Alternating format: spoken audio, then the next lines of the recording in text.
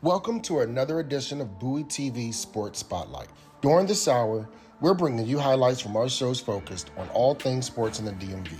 Please be sure to follow us on all of our social media platforms. First up on Pitt Sports Zone, we catch up with Bowie State softball head coach Ed Powell as the Bulldogs wind down their strong season and what lies ahead. On Baltimore Ravens Rundown, tune in to the highlights and press conferences from the Ravens rookie camp. Lastly, on Washington Commanders Update, Candi Waller shares her insights on the Washington Commanders picks from this year's NFL Draft on all Burgundy and Gold everything. Don't go anywhere, and as always, enjoy this week's episode of Bowie TV Sports Spotlight.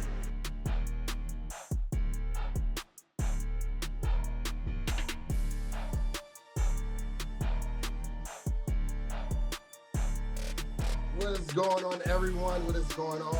You are tuned into the late edition of the Pitts and Powell Show for tonight, and we do appreciate you guys for tuning in, and thank you for being with us.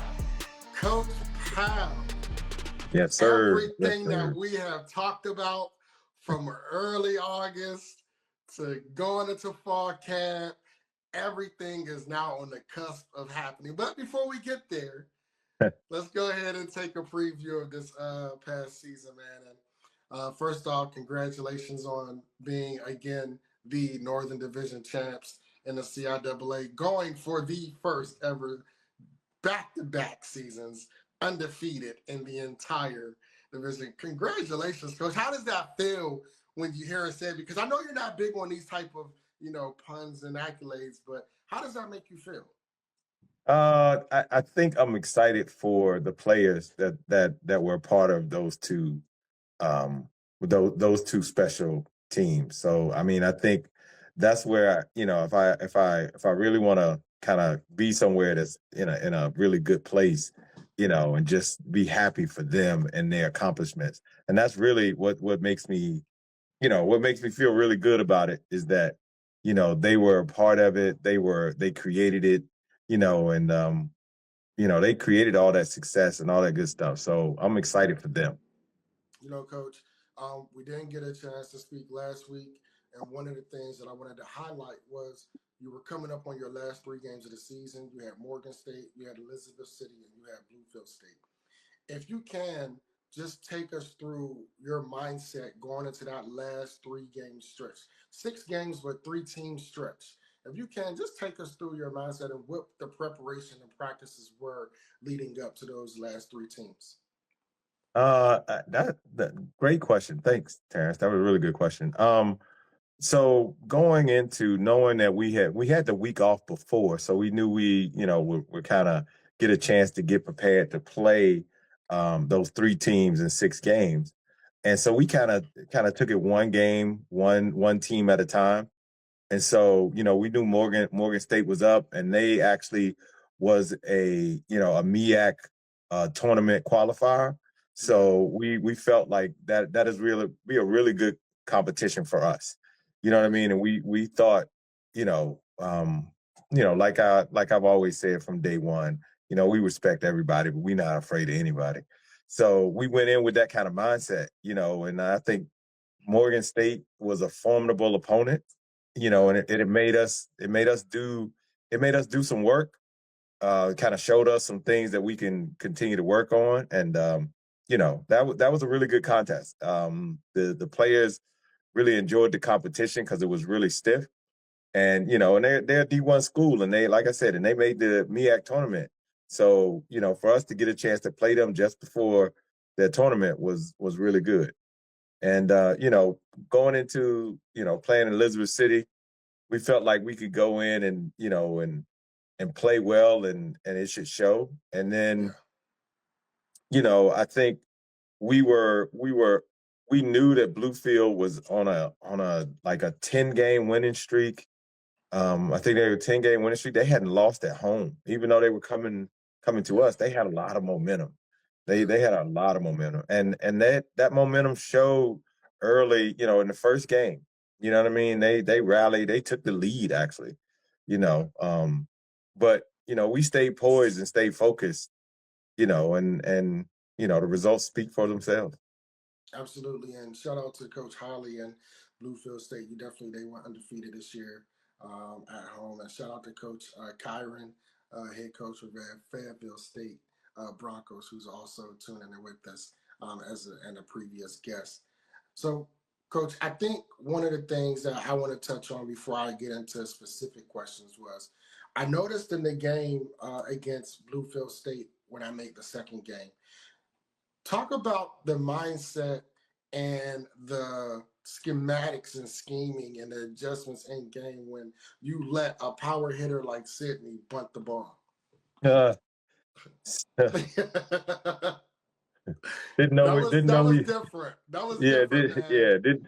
didn't know that's where you were going with that one. But yeah, I mean, we're always looking for opportunities. I ain't giving all my, giving everything away, but we always looking for opportunities to advance the runner. You know what I mean? And that was an opportunity that we felt like we could take advantage of. I mean, Sydney was, she went 3 for 4 that day. I mean, she was, driving the ball deep, doing all the things that someone in that 4 or 5 spot supposed to do. And and she literally has been begging me to bunt the entire season. In the entire season, she's been looking to do it. And that was the opportunity, and that was, the perfect timing to do it. And so, we went with it because we're playing softball. So, we doing softball stuff. So there you go. And it was good to see Kyla behind the catch in the catcher's spot as well. Seeing her showing her versatility as an athlete player. Yeah, no, Kyla, I mean, Kyla has taken on that role and really just went to work. Literally just, getting better every day at a position that she didn't come in playing, had played a little bit, had played some in high school and when she was younger. And then, she saw an opportunity and took advantage of it and hasn't looked back. Just keep going forward. So, those are the kind of players and those kind of people that you want on your team. Absolutely. We talked about adjustment and growth, right, Coach? Looking at the body of work from this season, what's one area where you've seen the most growth out of your young ladies?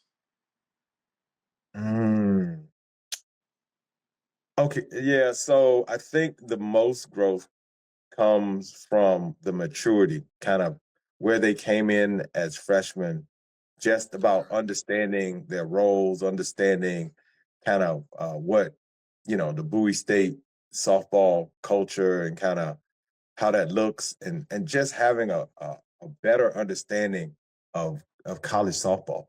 You know what I mean? So they've transitioned from being weekend travel ball players to legitimate college athletes.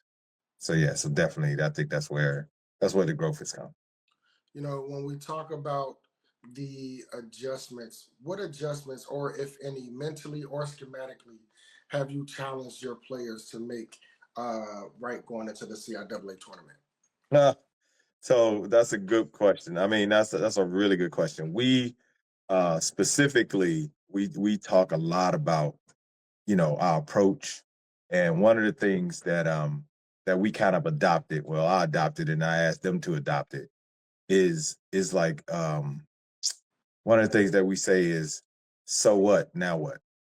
You know what I mean? I think I shared that before. Yeah. You know what I mean? So, we can't linger on, what happened the last play. We got to get ready for the next play. So if the last play didn't go our way, we just say, so what? Now what?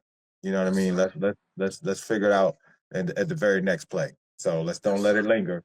Let's move on from it. So I think that's definitely one of the things we have adopted and we're gonna move forward with.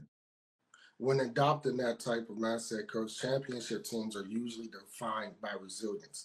Can you highlight the resiliency that you have seen from your team thus far? Oh wow. Okay, so I'm man, you were asking some really good questions, and I hope I got some halfway decent answers. So this as you're asking that question, I go back to the beginning of our season, like the very first week of our season in Atlanta when we Yeah. didn't get a chance to go outside. We didn't get making no excuses, because we were there to play softball. But the growth that has happened from that day to this day, the fight back, the Yeah. the the teamwork, the supportive team, doing in game and off the field and on the field, that has grown tremendously, and just basically falling in love with the culture of the team and the tradition of what we've accomplished and how we accomplished it, Yeah. from the first day to this day is really special because they have really committed themselves to being the best softball team possible. Coach, you just used one of your phrases, so what, now what? And I like to put a pin right there for a moment and kind of just, again, briefly highlight the fact that you didn't allow your players to use the excuse of we didn't have the time to practice, right? We didn't have outside practice. Our first practice together outside was on that Thursday, the day after we arrived to Atlanta. You didn't allow Mhm. the team to use that as an excuse. You didn't allow them to hang their hat on that. Instead, it was a so what, now what moment. You know, I see where your adoption and where you take from in the moments of that. But what's your message to the team when the pressure starts to build in the face of adversity? Hmm. Really, I kind of have them draw back on practice. This is the reason we practice so hard. This is the reason we commit ourselves to trying to do the fundamental things consistently over and over and over and over again.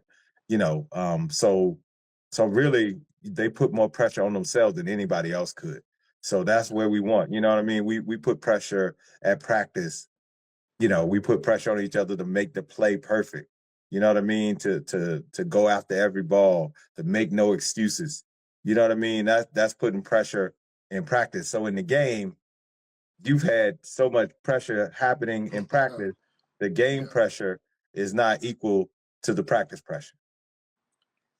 And with that, the practice pressure is not equal to the game pressure, but the pressure of the tournament, which is right around the corner. We are in basically a winner go home with two shots. You know, what? How do you transcend that to now you're in a our season hinges on the daily production of what we put out there on the field. So it's more so we can have these moments of errors to grow, but we gotta fix it quickly. Yeah, and so we're actually, you know, at the place now, which I told them that it's not a whole lot of stuff that we can do in practice that's going to help us win the game. You know what I mean? All Yeah. that stuff has already been put in. We've already installed all the stuff that we need to install. If we had practiced it, hopefully we practiced enough and did enough of the right things. And so now it's all about a mindset, and about having the right mindset going into each and every contest, going into the tournament, the larger picture going into the tournament for the next 3 or 4 days, and then challenging every inning, every pitch, every ball hit. We challenge each other, and so basically, the sentiment going in, to the tournament is that there's 5 or 6 other teams trying to take what we have. So we got to fight to defend it. You know what I mean? And so that's where that mental switch has to go on to say, hey, okay, we're prepared. So let's go ahead and compete. And it's funny, when you talk about, the lights are on and, now it's time to go and compete. When you think about the CIAA tournament, softball tournament, what does it take beyond talent to win it? Oh man, hmm, it takes a lot. I mean, it takes all the fans, parents, you know, um, it definitely takes, coaching, got to be on point, managers, making sure all those things are in order. I mean, sometimes when they're not in order, we got to bring it to order, so it all works out. But I think, we have to. It's a lot that got to come together, but basically, really, it happens all in practice. It literally happens in practice, and that's what I tell them all the time. We're not going to be able to do anything that we didn't do in practice. You know what I mean? So, that's kind of how it's going to have to go. One of the great linebacker from Baltimore Ravens, he used to give a pregame speech, and I'm not going to highlight them too much, but he would always say, "Yesterday's gone, tomorrow's too far. Today is it's about what we do right now." And for the last 4 years, not excluding Fayetteville State is playing good softball, Bluefield State is playing good softball, not excluding Fayetteville State, not excluding Bluefield, not excluding Virginia Union or Virginia State, or Shaw or Winston-Salem, right, Coach?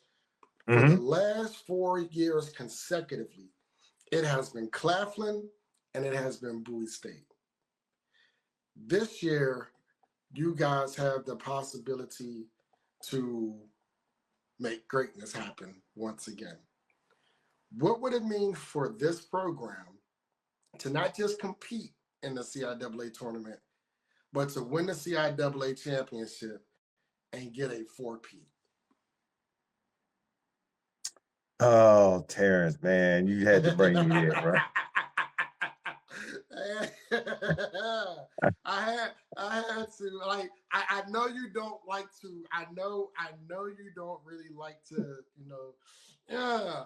But it's like I got an answer for you. I just gotta know. Yeah, it's just gonna be another game. It's just gonna be another game. We gonna roll our sleeves up, and this is what I tell them, and they already know. We gonna roll our sleeves up. We gonna go in here and fight.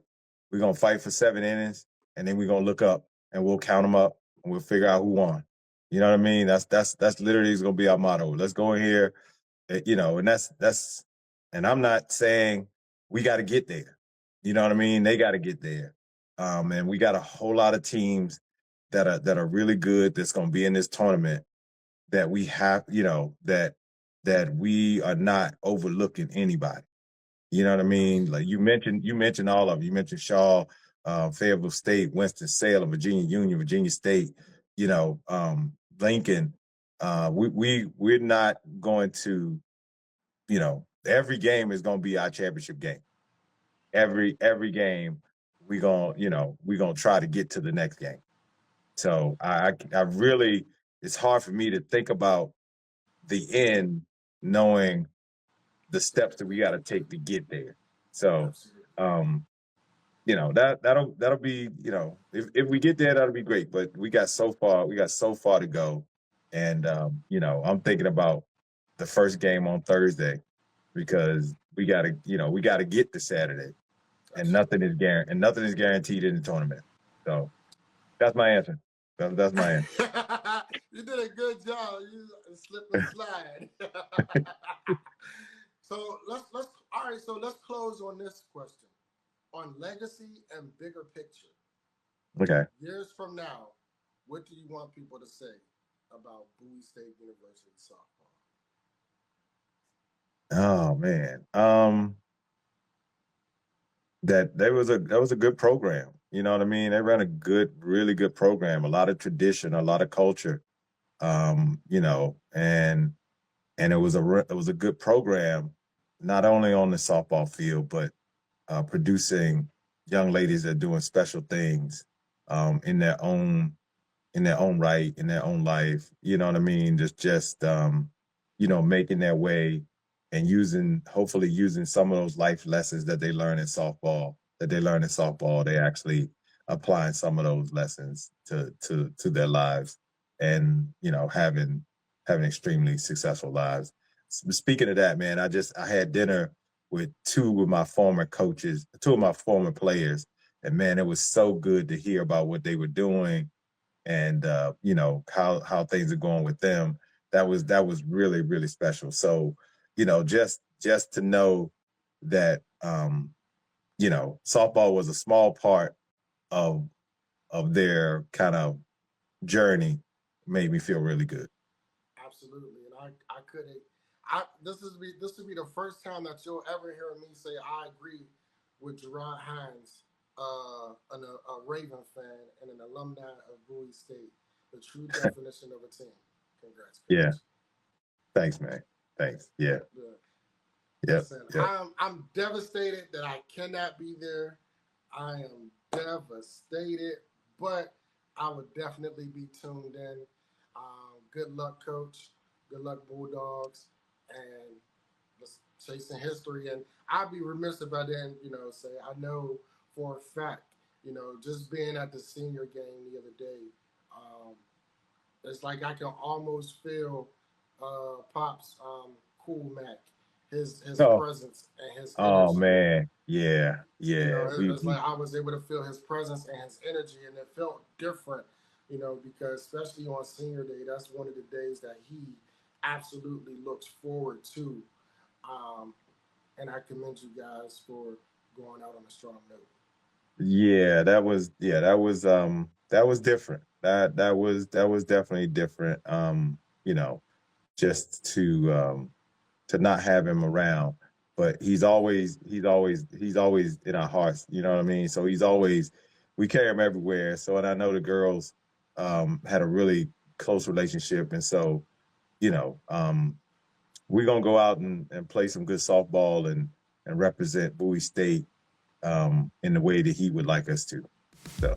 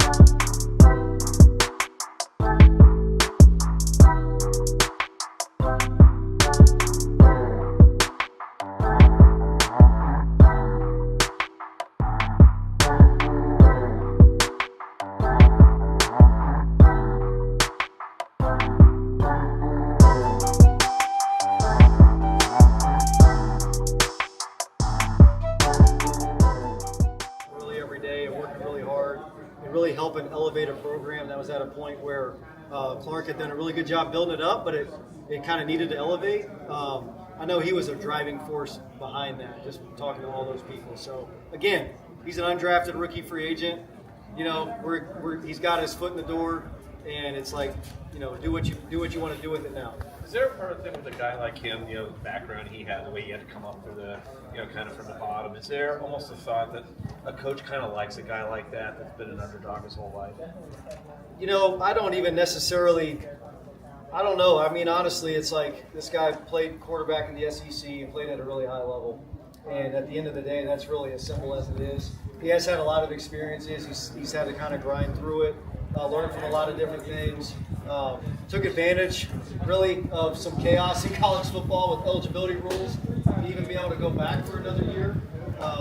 He took advantage of it. He ended up probably making himself a lot of money through NIL and finishing in the top 2 or 3 in the Heisman vote. So it's a really cool story for him. For us, we see it as an opportunity to bring a player in that could potentially be something, and that's really what this is for us.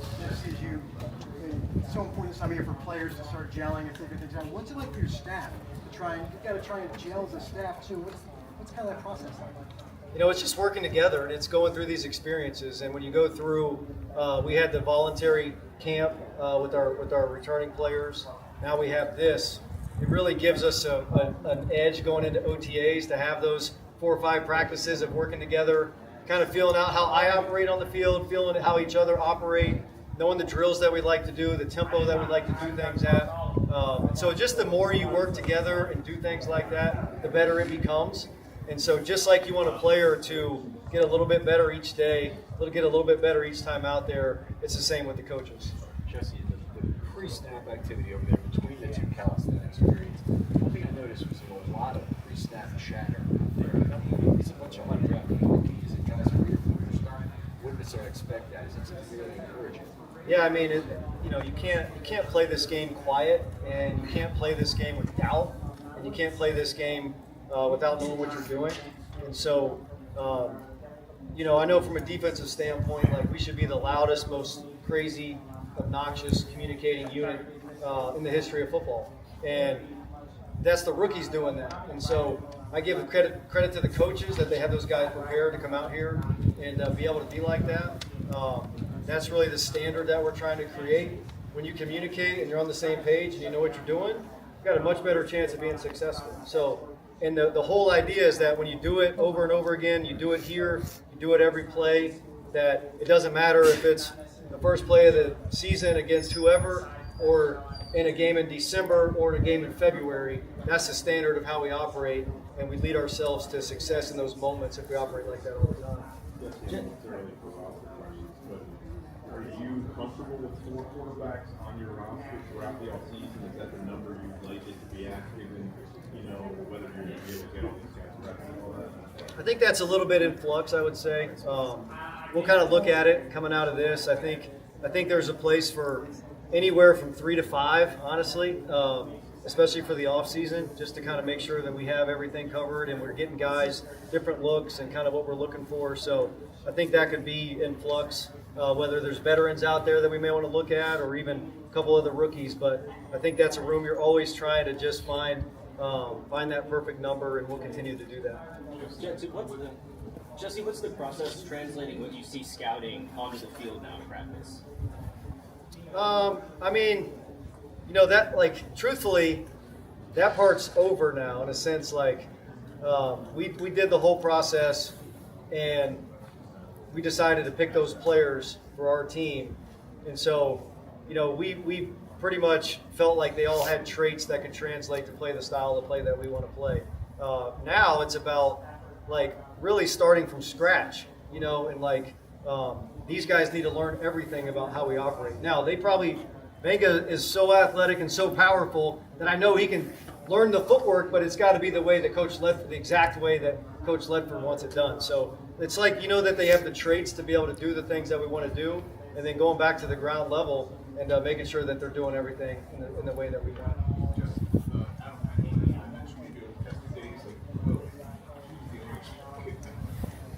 Yeah, I mean, what I told him is, we all really liked him as a player. We all really wanted him. It was really cool to see that. Steve did a great job. But he's a guy that was kind of right there on the board at that time when we picked him. He's a really good player. Excited to see what he brings to the table. Extreme versatility, I would say, on the offensive side and in special teams. And so you love having guys like that. Kind of see if they can find themselves a niche in this league. Do two more. Yes, what was your reaction to Clay's camera? Stoked. We've agreed to terms with Calais. He'll be here sometime this week to kind of finalize things, and really excited about it. This guy, he had 6.5 sacks last year. He's still playing at such an unbelievable level. We all know what type of man and person and teammate and leader that he is, and so that's like. But this is because he's such a really good player, at this age and where he's at. He'll really help us. He'll be great for the young guys, of course, because that's who Calais is. But I'm looking forward to seeing what he brings on the field in between the lines. And I really think he'll help us both in the run and pass game. What's your message overall to rookies as they try to come in and go off the pro where it's not that different now, but trying to take jobs of guys that probably watched growing up? Yeah, the rookie, the message for those guys is like every day has to be the most important day of your career now. If you really want to make it and you really want to find that consistency, like every meeting, every rep is the most important rep. And especially from a mental standpoint. It's not always going to be 1,000 miles an hour physically, but every opportunity in the meeting room, in the weight room, in the walkthroughs, every rep's the most important rep of your career. And when you treat it like that, you begin to stack and you begin to learn, and that's how you gain trust. For these guys, it's not always about gaining the trust of me or the coaches. It's really about gaining the trust of our veterans and our leaders. And they can do that over the course of the rest of the offseason program and in training camp. And most of the time, in my experience, even as just a defensive coach, the veteran players come to you and say, hey, that rookie's ready to help us. Before you even say that as a coach. And so I look forward to these guys just kind of being themselves, showing what they can do, and let the veterans kind of see what we've added to the team. All right, thanks, Coach. Thank you.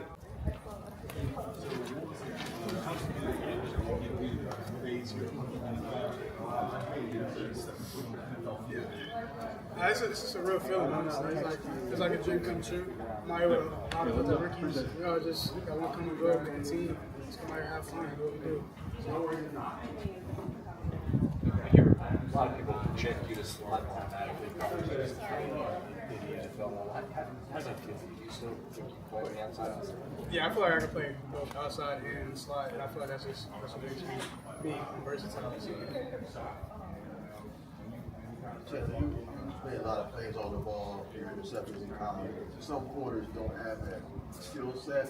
Why do you feel like that was something you expect? I mean, I feel like I just come from playing hard, honestly. Just playing hard, doing what you're supposed to do, get things happen you're supposed to do what you're supposed to do.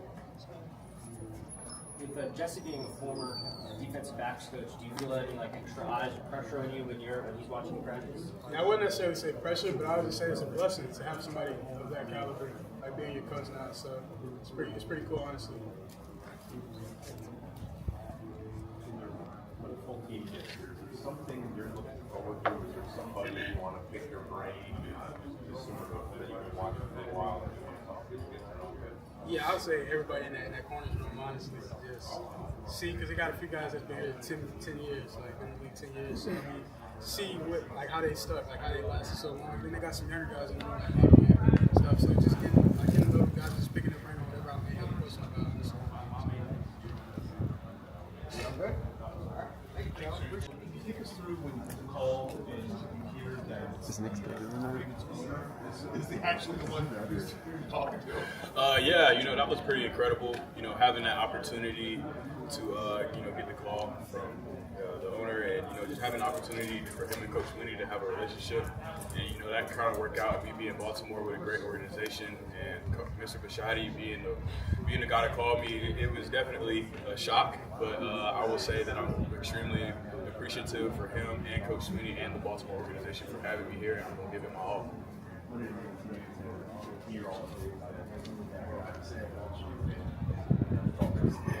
I think, just it speaks to the testament of the Clemson program, and the people that he recruits, When I committed to Clemson back when I was a junior in high school, I knew that that was the place that I wanted to be, and that was the place that I wanted to make home.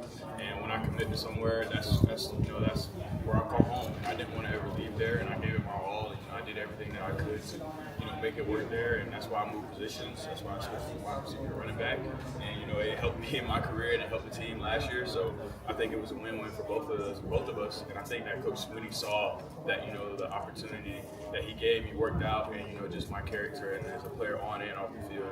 I think that's just kind of how he was reflecting in the most recent interviews, and while he was giving his insight to Mr. Shine.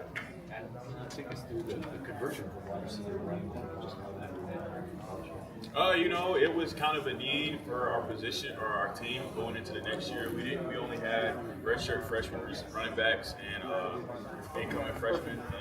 And Coach Sweeney wanted a vet in the room, and you saw my size, my speed, and my pass catching ability. Also, just my knack for running after the catch while I had the ball.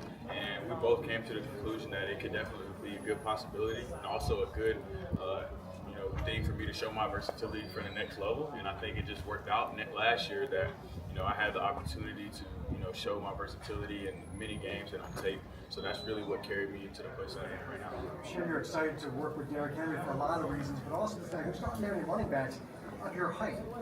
He's about there too. What are you looking for to run from him, and anything about that in particular, Mike?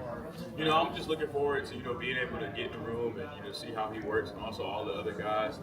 Just see how they are pro, and just being at the Ravens organization, I know that they have great players and great men in their position rooms. And I'm just going to be a sponge and a fly on the wall. Just in that meeting room and take everything that I can, apply it to my game. Like Derrick Henry being taller stature like I am. I'm just going to continue to learn how to work with my pad load, shorten up my strides. Just to continue to be a better running back. I think he's a really, really good guy. I think he's a really good coach. Somebody that I can get down with playing for, and give him my all for. Someone that I think that really cares about his players and really cares about the details of the game. That's somebody that I can get with. So I really have been impressed with what I've been around for the last 2 days. Just to soak it all in, enjoy the environment, enjoy the scenery, enjoy the dream that has come true, but also, immerse yourself into the culture, be able to learn and, get on a routine and a schedule that works for yourself. And once you do that, just start to get into the playbook and see if you can earn your spot or way onto the field in any role possible with that, whether that is special teams or in my case on the offensive side of the ball, and just continue to get better as a player overall. Chance, I don't know if you ever knew him at all, but playing with Diego Pavia the last couple of days, you got any kind of feel for him? He's a really good guy, really good, a guy that plays with a chip on his shoulder. I got to experience him at the Senior Bowl. I really think me and him just kind of building a rapport. Running back, quarterback exchange is really huge in football that a lot of people don't talk about. So I think that he has a great energy and attitude, and he's a competitor. So that's really all you can ask for in a teammate, and I know he's going to give it his all every time he steps on the field. All right. Thank you, Ron. Appreciate it. Definitely the level of detail going from college to the NFL. I mean, it's a lot more. There's a lot more emphasis on the detail of every single route, every single run, and they really want to make the why we're running this play and why it works, why it doesn't, and it's mainly about the details.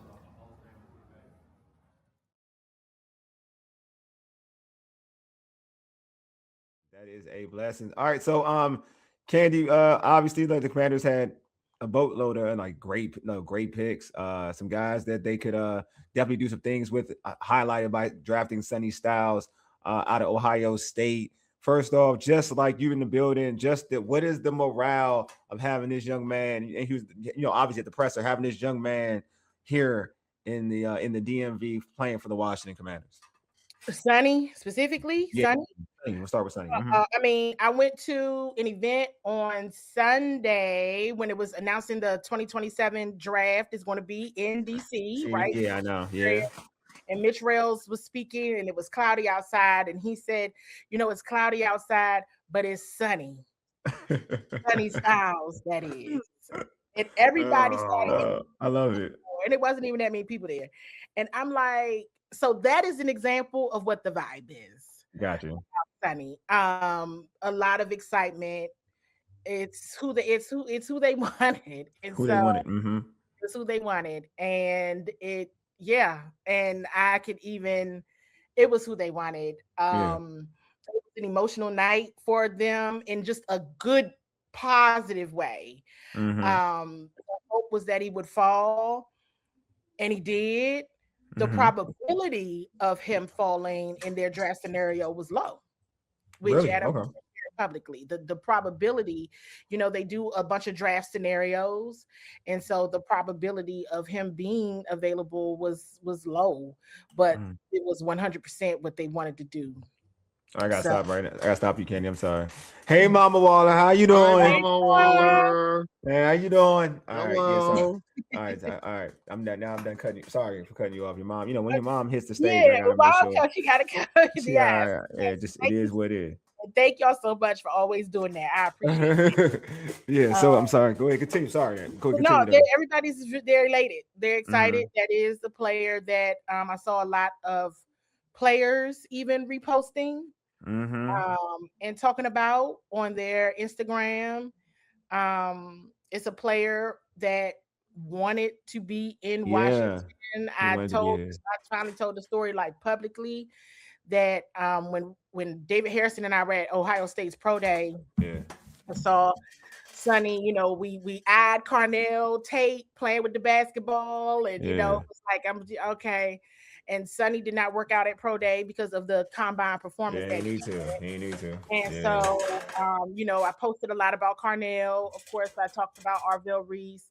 Saw a bit about hey Soror. She's a Right. Commanders fan, so Oh yeah, I know. I see the hat. I can see. I see it. There you go. I see the hat. Yeah. huge Commanders fan. And so everybody was talking to, and I just told David Harrison, like, let's just talk to Sonny for a minute. Let's just talk to Sonny for a quick second. Hey, Joy. Mm-hmm. And after, I heard him speak at the media availability at the combine. Mm-hmm. I don't know if I told this story here. I looked at Lake and I said, oh my God, that's Bobby Wagner's replacement. That's Yeah. literally what I said. Yeah. And I think I had shared that with, I said, that's, Yeah, you said that. You That's said that on our live yeah, you said it on our live this show. guy right here. And I'm like, but I'm already hearing he's not getting past John Harbaugh. We can get to that in a moment. Mm-hmm. But it was obvious. It was so obvious by so much of what he was saying. I'm like, Bobby is Bobby. By the way, nobody, but once you know what people look for in a person, in a position, it's like that guy right there. Mm-hmm. And so when we going back into Ohio State's Pro Day, I literally was just talking to Sonny, and I think I just was trying to find a break in the conversation because it was, time to go. And I was like, well, best wishes, best of luck to you. I'm sure we'll be seeing a lot of you real soon. And he gave me the biggest smile. And was like, thank you so much. And I was terrified, like, oh my God, did I just tell him that he was going to be drafted by the Commanders? And I was like, should I tell on myself now? David was like, don't say anything. And I was like, oh my God, I don't know anything. He was like, you might be right. I said, well, I'm going to be, but he's not going to be there at 7. And I was like, but he was so like, oh my gosh. It was like I told him what his Christmas gift was. They got him. And going back to the John Harbaugh comment, Carnell Tate at 4. Let's just be Carnell Tate at 4. And then Arvell Reese at that point is still available. I said the Giants are not passing on Arvell Reese.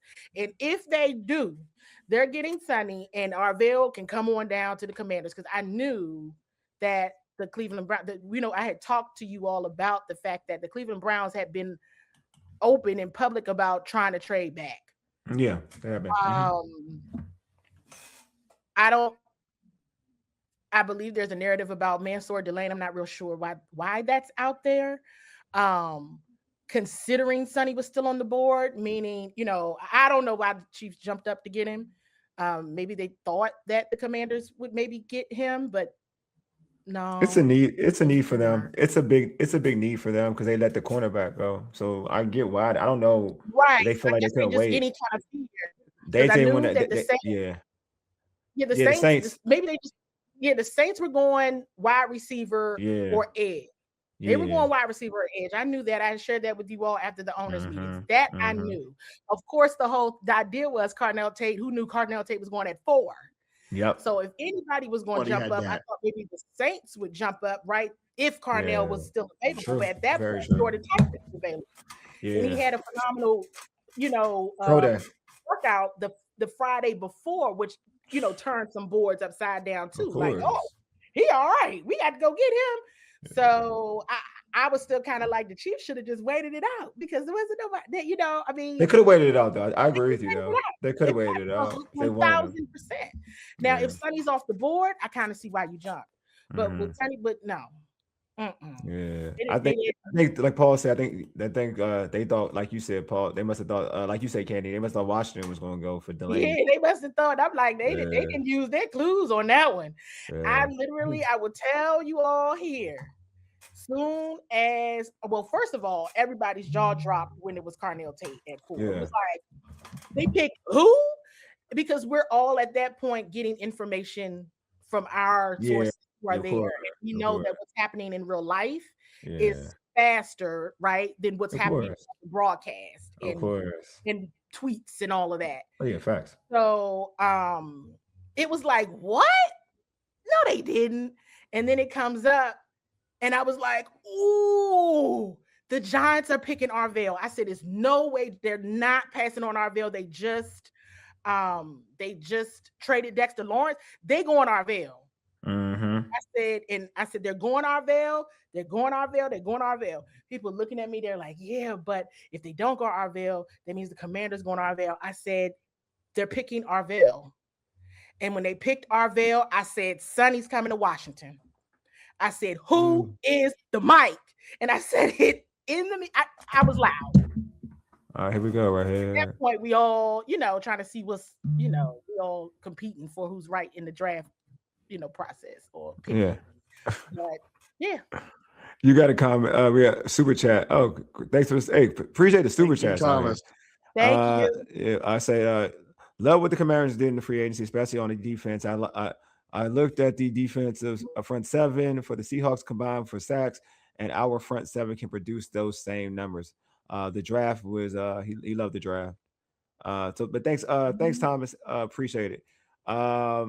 So is it $20? That's what's up. Thank you. I know. I didn't see that at first. Yeah, $20. And straight to thank you, Thomas. Thank you. But I will say what's the discussion? He's automatically going to be starting at Mike. Is it something he got to work for? He's already placed. He's got to start for it. I mean, that's because that's always the message. Yeah. So he's all right. So you say he's going to have to work for it, or you say he's already there? Absolutely. They're always going to have to work for it. It's always a competition. Absolutely, 1,000%. Okay. It will be a competition.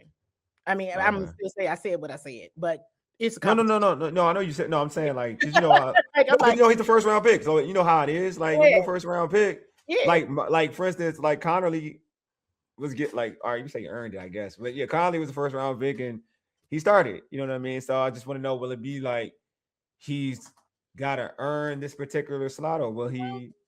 I mean, he's certainly got to. I mean, he's got to beat Jordan out of it. Mm-hmm.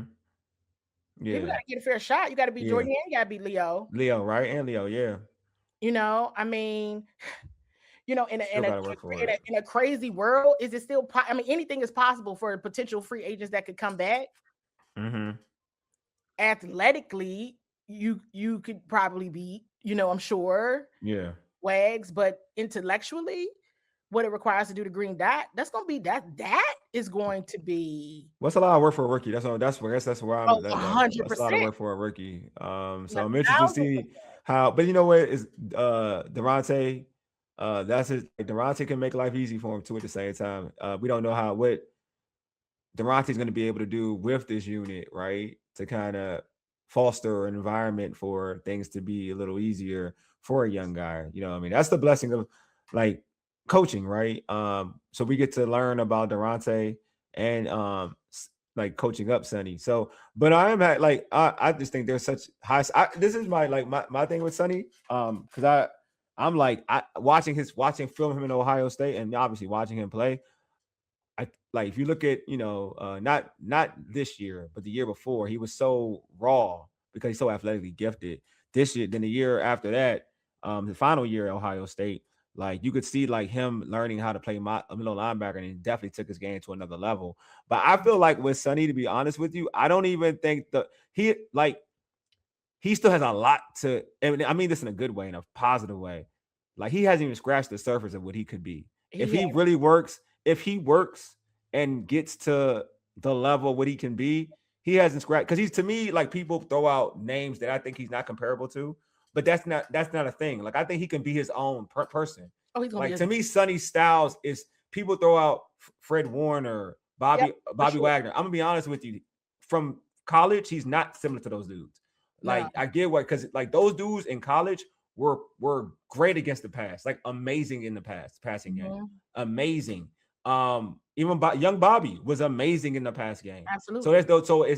That comparison isn't, like, to me, a fair comparison for him. But I do think with his athletic ability, his skill set, he can be Sonny Styles, and that means a really dominant player if used correctly. Because again, he hasn't even scratched the surface of what he can be. But I do think I see a guy with tremendous speed, tremendous instincts, as even like in terms of tracking people down.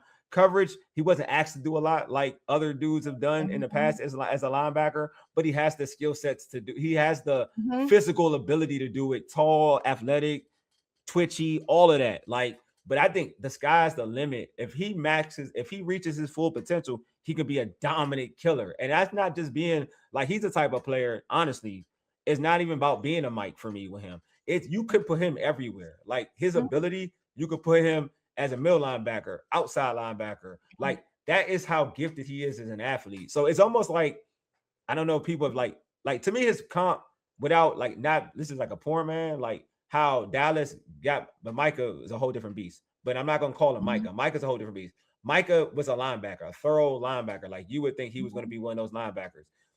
But Dallas was like, nah, we're going to rotate him and put him here. We're going to put him on the line. We're going to put him every which way. And they just opened up the box with Pandora's box with Micah Parsons and just made him a whole different beast. I do think that with Sonny Styles, and I have like, if whatever, I don't know what Durante's going to do, but I just think his skill set, his ability, he could be a jack of all trades. He can be. I know one of the things that he mentioned was that his junior year he wasn't all that great at tackling. He wasn't. That piqued my ears. Like, okay, here we go, because this is where we need to. This is where the improvements and the things that we come in and what you expect from that position group overall. This is true. He wasn't. And he said, but it was if you go back and look at his numbers, it was a great improvement from his junior year and the senior year, because it was something that he specifically knew he wanted to work on and had to work on in order to reach where he wanted to reach. But when you think about who your quarterback is going to be on defense long term, this young man has the ability to be He's smart. He's super smart. That was at the combine media availability. That's when he was talking, and it literally, I said, oh, that's Bobby. Oh, it's this guy. It's this guy right here. Because because that's what I've been waiting for. It's like, yes, athletic ability, I get all of it. Yes. But there is something to be said about it's like physical speed, and the speed to be able to communicate clearly and be able to dissect what the offense is doing. That is a thing. And it's one thing to be able to dissect it quickly, but to be able to act on it and execute it quickly. That's where we saw a lot of different. B-Wack still at 35, 36 can diagnose it like nobody's business. Nick Sirianni one time was like, how does he know our whole playbook? What are y'all doing? Talking about, but it's the speed in which it's able to be executed in real time. I know exactly what you're doing, but if I can't get there to stop it, or if other folks around aren't, then, it's another piece of that. It's the quarterback on defense. And he absolutely, yes, he's going to compete for it. we'll see what happens, because in every sense of the competing for positions and roles so far, and they even did this in Seattle, and here so far, there was a veteran paired, Mm-hmm. where you kind of know